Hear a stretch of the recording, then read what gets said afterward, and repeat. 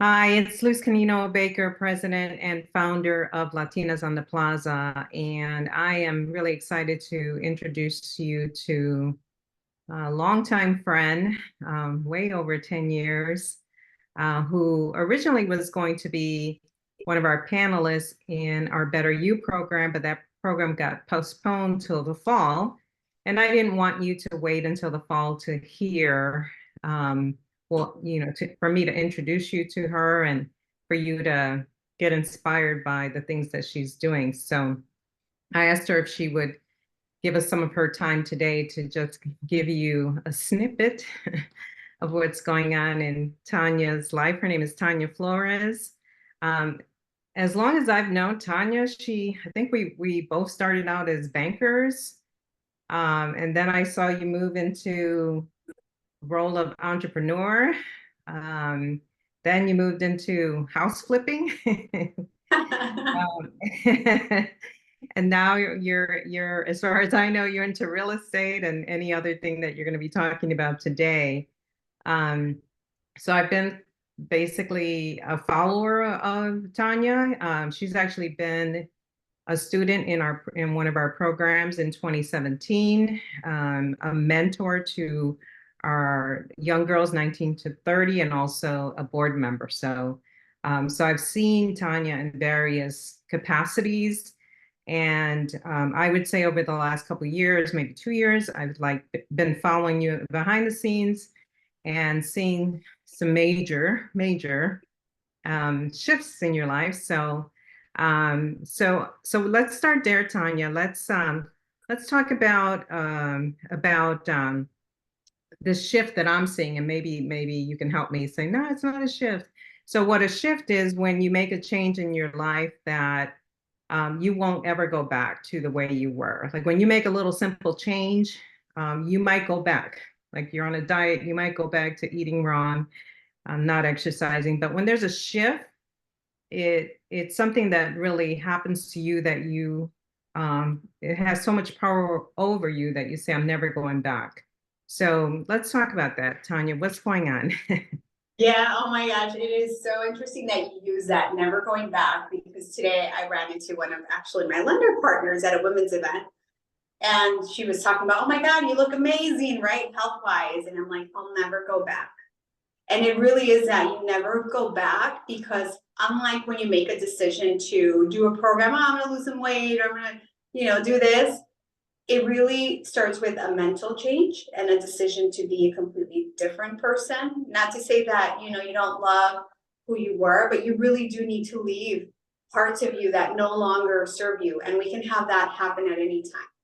So in 2015, my partner at that time had a stroke, and that was a forced change because I needed to take the reins of the business, right? So that was different.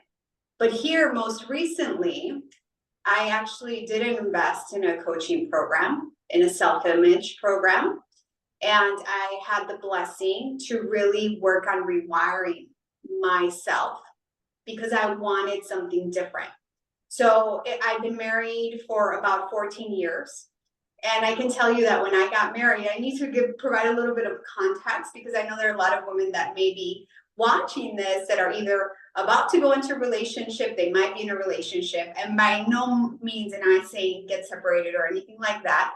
But for me, when I got married, my partner was telling me, oh my God, I love you so much. You're so beautiful. And here I thought that I had already overcome these patterns of like trauma bonding that they talk about. I found out through my research. And I lost completely who I was. I remember during that time when we were dating, there was a job opportunity that had come up. And I was so excited about this job opportunity because it was going to mean that I would get to connect with successful business people from Latin America. I was going to be creating these conferences. But he said, I wouldn't want you to go. And I think a part of me is like, oh, I want to make him happy. Of course, he's my partner.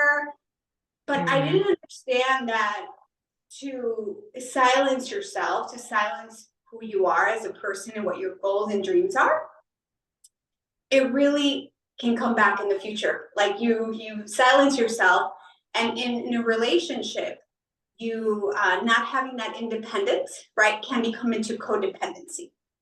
So Yeah. finally taking ownership on, is this really what I want? I'm like, no, I want to grow and expand. I am here in this marriage. I had already wanted to separate before he had the stroke in 2015. There was just not synergy in certain things, and they don't tell us, ask about values, ask about like what your plan is, you learn. And but then I felt responsible. Once again, a choice. Everything's a choice. I think here, if anything I've learned is that we can choose to stay in relationships, we can choose to have a shift. It's a decision. It is a decision that we make. And I made the decision, Luz, that I no longer wanted what I had. It felt too complacent. It felt too like nothing new was being created. And when I ran across this program, it really spoke to me. It was a big investment. It was a big investment, but it was the best investment that I could have made. And in that program, I met an Olympic athlete, and he mental, completely different, right? Surround yourself with people of excellence. And he said, Tanya, you're an athlete. And I feel like God and the universe, like we were in a mastermind together. We formed a mastermind, the power of different minds. And I was ready for it. I was like, you know what? I am an athlete. So I enrolled. I had already been kind of exercising, and I saw this ad come up, and it said cycling race, Grand Fondo Hincapie in Chattanooga, Tennessee. And I was like, the mountains, yeah, why not? Let's do this. So I registered for this 50-mile race. I have no bike, no experience, but I'm like, I don't want to do the 15-mile. That's easy. I'm like, I want something that challenges me. That's because I'm an athlete. So I enrolled for it, and then I started training. Like, made the commitment, followed through. Sundays, I'm like, okay, girls, bye. I'm going to do my miles on the lake shore. So I committed to the plan. I found a plan, committed to the plan. I was going to do this race, and I did it. Yeah. And So I'm an athlete. I remember that. I remember when you told me you were going to do this 50-mile bike ride because you were with me, I think, the day before, and you were going to drive there the next day. And I'm like, oh, seriously? Do you know how much 50 miles? So yeah, kudos to you for doing that. I think you're still riding, aren't you? I am still riding. I did 15 miles, and I got 20 miles, and then 30. So now I'm training for a half Ironman. And it's Oh, crazy wow. because sometimes we look at people. When I was in college, I remember a person went to speak. We got to pay attention to what catches our attention. Sometimes it feels like it's something so distant. But in college, when I heard someone Ironman, I'm like, what kind of crazy person would do an Ironman? Like, they gotta be like crazy. So here I am training for a half Ironman. So I guess I am a little bit crazier now. So, like, how much is an Ironman? Like, I know it's biking, Yeah. running, and Yeah, so swimming. the Is half it? Ironman, I'm like the half Ironman. The reason why I'm doing the half is because I don't know how to swim yet, so I needed to Okay. learn how to do like the laps and stuff. But it's 56 miles on the bike, so I'm like, and I got that. And then the half marathon, so you do 13 miles running, and then it's I think it's a little bit over a mile on swimming. Yeah. Wow. Yeah. But Yeah. that's excited. Yeah, that's some serious training, right? So even like when you were training for your 50-mile bike ride, like what was the momentum that kept you like getting out there every day or whatever your schedule was? What was it that really kept you training so that you were prepared? I made a decision, I made a commitment. And I remember one of my coaches said through the self-image program, he says the best accountability you can have is your goal. So if you decide on a goal, that's what's going to hold you accountable. So I knew I had to do that race, and that means I had to follow through with the plan. Yeah. Yeah, I know it sounds really simple because I hear people say, I'm going to do this, like, because I'm a coach. So, people make commitments and they say, I'm going to do this. But really, I have found just like you that it is in that moment, and I call it a shift when you say, I am committed to doing this.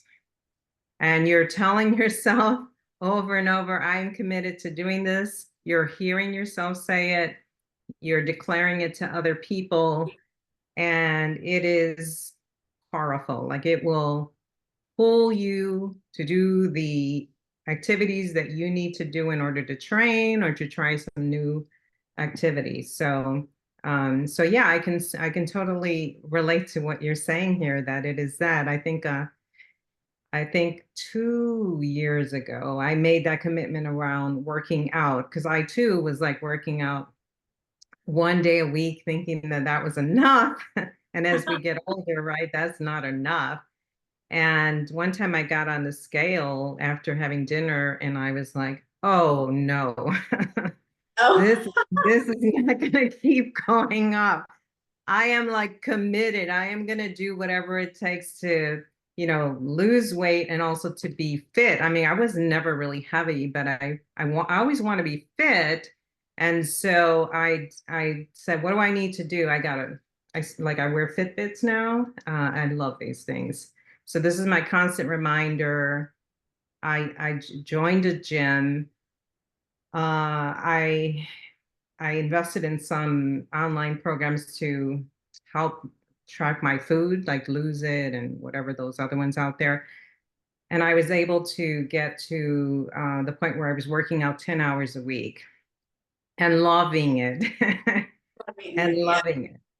And still today, 2 years later, I tend to work out, I'm going to say between 5 and 10 hours a week. And it is like a priority.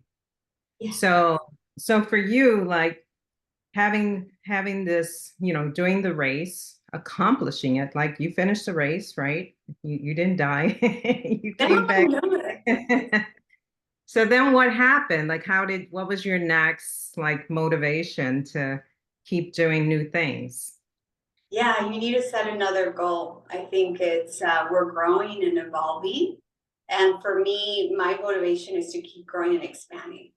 Like I had that goal of being the athlete. Now I'm an elite athlete. I want to be amongst the best, do the best. So it's just a decision on what you want for you. I really love today. I went to a presentation and one of the speakers is like all-star real estate agent. And one thing that has been really resonating with me and something that I've been working on is to not care about what other people think. I think at the end of the day, you have to care about what is it that you want. You're going to let some Yeah. people down. So what? You have to really tap into you. And the other thing is when you're setting these goals, like I started with the 75-day hard. I haven't officially completed it, but I put myself amongst, all the activities, the business, the being the mom and everything. Like I was running under 15-degree weather and it was the best thing I could have done because like now I go out, like I don't have tights, I'm like in a dress, I'm like, oh, it's fresh and cool, this is easy. It's like anytime you put yourself in the uncomfortable, what used to be uncomfortable becomes quote unquote comfortable. So there really is a lot of growth to it. So I can't go back. Like I need to keep expanding. So it was telling me, oh, it's spring break. You must be enjoying your vacation. Whoever texted me, I'm not saying anything bad about that, but I'm like, I love to expand and grow. Like I'm in a season of life where I want to expand and grow. And I cannot not do that, Yes. not put myself in uncomfortable situations. Yeah, I love that, that area of feeling uncomfortable, which of course then leads to like fear. It becomes a fear that becomes a limiting belief, and it actually will limit your life. So I think that one of the things is recognizing, first of all, what's going on, what that fear is, and then really taking, I don't know if you want to take like baby steps or jump right in like you did with the bike ride, but really doing something that you feel uncomfortable. Like I am thinking last year, and you know this because you just saw me. I had been talking about golf for years. Golf. Go learn. I mean, first of all, I refused to play golf because I thought this is like what men do. I don't need to do golf to, be a good leader. But then, which was a really crazy, irrational belief. My husband bought me the golf clubs, I think 5 years ago. And I remember hearing myself all the time telling women, yeah, I'm gonna pick up golf one day. And years have passed. And I remember, just like you, I made a decision like on the spot. I said, I'm gonna learn how to play golf this summer. And at that moment, I actually got a messenger, Facebook Messenger from Liga, the Latino organization for getting women to play golf. I mean, the timing was so perfect. And I was like, oh. So I said, what do I need to participate in the lesson tonight? And she said, nothing, just show up. And that's what I did. I showed up and I showed up and showed up and showed up for multiple group lessons. And then I ended up hiring the golf instructor to teach me one-on-one. I bought the golf clubs, the clothes, the gloves. And like I'm a golfer now. I am a golfer. And if I would not have let that uncomfortable feeling like I'll never be a golfer, like I can't even understand. And it's like, am I ever going to get the swing? Um, do I want a professional instructor watching me? And I just had to get comfortable with feeling uncomfortable, and I became a golfer. That's right. You hit it right on the nail. You have to get uncomfortable with being uncomfortable and seeing Yeah. yourself as it. Like the disbelief kills so much dreams, and we have the dream, but we stop the dream just because we're like, oh, I can't. I'm like, I love number 23. I'm going to tell you, Luz, this number 23, Michael Jordan. There's a Yes, video that's he what I has, thought. Yeah. you know, Uh-huh. it's like the reason I succeed is because I fail. I mean, every word in it differently, but failure is part of succeeding. And as children, we're taught to, oh, be nice, be polite, like mistakes. I didn't grow up in a household where mistakes were encouraged. But I think about people like Sarah Blakely, who's an entrepreneur that I admire so much. And she talks Mm-hmm. about how her dad would say, hey, what did you fail at today? And then if Oh, she wouldn't wow. fail at something, he would be so disappointed. And I was like, oh my gosh, we need to fall in love with winning, yes, but fall in love equally with those mistakes and those failures that are the stepping stones to our greatness. Yes, yes, I love that. I had never heard that before. So what do you think beyond Iron Man? Like what are you saying yes to now that before you would have said someday? Oh my Like is gosh. it easier to say yes now? It is easier to say yes now, and at the same token, I've identified that it's equally important to say no. Mm-hmm. Much more, because when you say yes to something, you're saying no to something else. But when you Yes. say no to something, then you're saying yes. But to go back to your yes, I am saying more yes.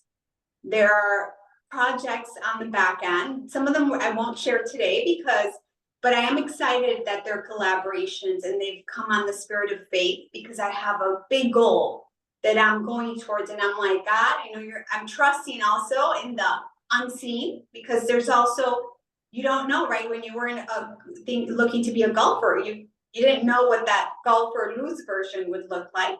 But at the same time, we trust it. So right now, for example, one thing that I would have said no to in real estate, I actually was with one brokerage. I ended up moving to another brokerage.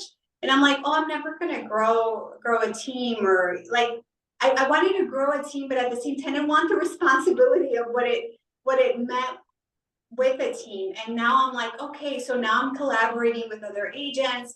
Colleagues are helping me with showings. We're working together. I'm seeing them win. I'm winning as well. Same thing with commercial real estate. Hey, do you do commercial real estate? No. I'm like, that would have said no, but I'm like, yes, I do commercial real estate. And of course, have a team of experts. So I'm saying more yes, and knowing that the people and the connections and the collaborations are there to support that goal. And I'm really excited about it. I'm growing that business, and I've accepted some opportunities to work in an area where I can do coaching, which I really love coaching. So I'm saying more to that, allowing myself to try on new things that are for my expansion. Yeah, yeah. I actually, one of our former younger students, Fuerte students, and I don't know if she was in the group that you mentored, but she mentioned that she's been you've been kind of mentoring her. And I'm like, that's Tanya, still continuing to do amazing work. So thank you for that. Oh, you're Um, welcome. yeah, so to the area of saying no, or I call it like setting your boundaries. And you mentioned like not really kind of letting go of what other people believe or perceive you, and not caring as much is really almost like creating a boundary. Yes. And I think that's important, right? When you're focused on like, this is what I'm going to be doing. I'm not going to go back to the way I was. So what do I need to start saying no to so that I can stay focused? So have Mhm. there been things like that you've like, no more? Yes, and it's not easy. Definitely, I can say that it's still equally challenging. Like even yesterday, to my friend who was watching this, hopefully, I co-hosted a business dinner, and it was really great because I'm not usually a host. Once again, but I said yes. I'm like, oh, I would love to learn from you. You're really good. And we hosted it, but I stayed a little longer, right? Right. So that was me, and then I acknowledged today. I was like, oh, staying later, no. But I did get another invite this week to go out on a Thursday, but I'm getting up 4:30, 5 in the morning. I'm like, I know, I've seen it. Going out late is not my friend. When I, I'm with you. I'm with you. so I'm like, it was 75-day hard challenge. No one's fault but my own. I ended up on day 43. I went out on a date, and I honestly put myself in a situation that I feel that I did not respect and honor myself. But I am grateful because I learned some lessons with that. And what I realized there, I also went out too late. And so for day 44, right, second work out the window. So it is so important as we grow. But I think it's also to have some grace, right? Because you are growing. This is also part of the mistake and the failure process. Then you decide to recommit.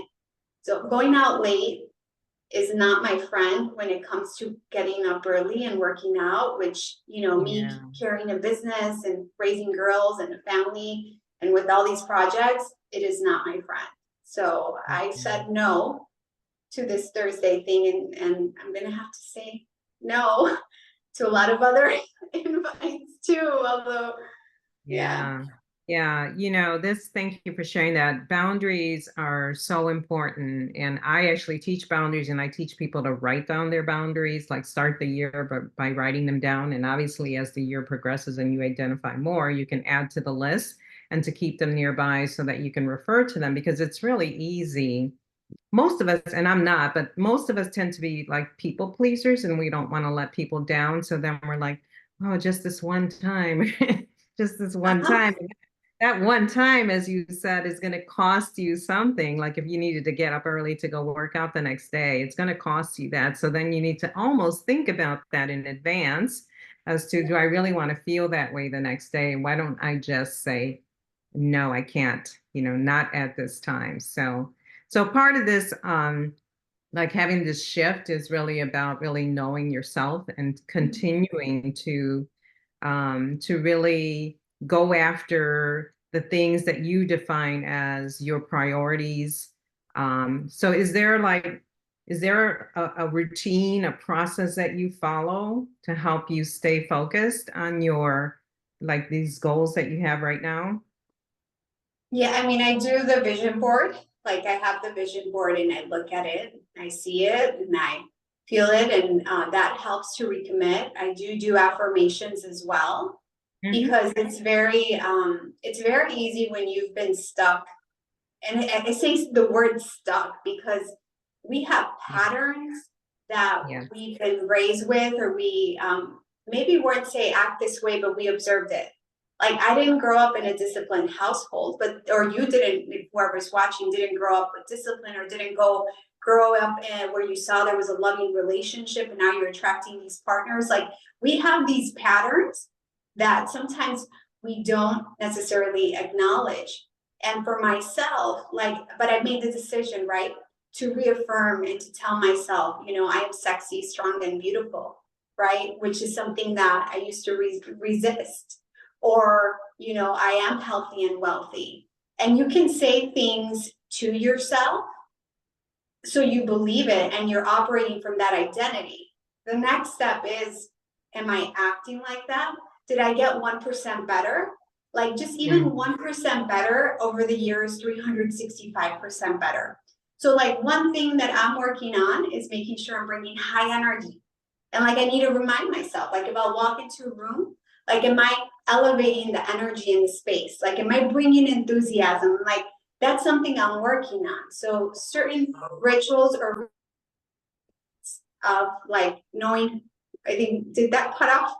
Did we need to Yeah, it went quick. It went quick. It was fine. Oh, okay. So I'll just continue from there. Is that Yeah, fine? yeah. Okay. Yes. So Just reaffirming yourself, having declaring who you want to be is important. So I do have a yearly goal that I'm focused on right now, and I repeat it. I am achieving this goal. I am doing this. One of the things I have in my statement is I act on decisions within a millisecond.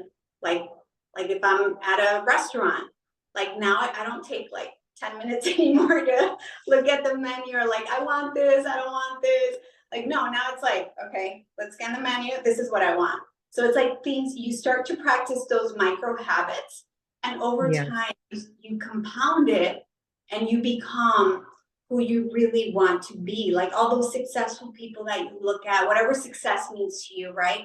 You're like, oh, I really admire that person. And the reason why we admire people is because we are like, that's our possibility. That's who we can be. But now we got to work on implementing those characteristics, those personality traits. Like discipline is something I've decided to work on because I know that's a trait of a successful person. A positive attitude is a Yeah. successful trait. So yeah, step by step. Those are some of the routines, affirmations, repeating what you're creating, vision board, all Yeah. that helps. Yes. So just so you know, I know when you told me about the bike ride, I had been wanting to do a bike ride just like that. So actually, one thing that I had been putting off, I had a very old Schwinn. And I'm like, I'm getting a brand new bike. So I have a brand new bike. I got it like for Christmas. And I'm planning to do a couple of long, like if I can do, I'm not going for the 50 yet, but if I can do like 25 miles in over the summer, like one straight shot, that's kind of a goal that I want to do because I spent a lot of money on the bike. Oh my uh, gosh. yeah, so you inspired me to go ahead and just do it versus talking about it. And I think that a key component, as you said, is the disciplines, that the new disciplines in our lives in order to achieve the things that we want to do. And also measuring it, you know, so like I like to do it at the end of the month to say, all right, I had these goals. What did I do? Did I accomplish those goals? And then why didn't I accomplish those goals? So measuring the progress is good. I know it's easy when you're running and training because you're probably using some sort of app or something that's going to say, well, you're at run 11 out of 50 runs, you know, and Yes. we may not always have those things, but developing a way to really measure that you're moving towards this new change in your life. So, um, all right. Well, thank you, Tanya. This has been a really interesting conversation. I am going to continue to follow you. I want to hear about this half iron man, like let me know when you do it so I can cheer you on wherever this may be. Yeah. And continue doing what you're doing because I think you've had this amazing shift, and one shift leads to another, and your stories, as you tell it, inspires others to get off of the someday, one day conversation and to just do it. That's right. Let's do it. Thank you, Luz. I appreciate being with you and everyone today. Pause, stopped recording.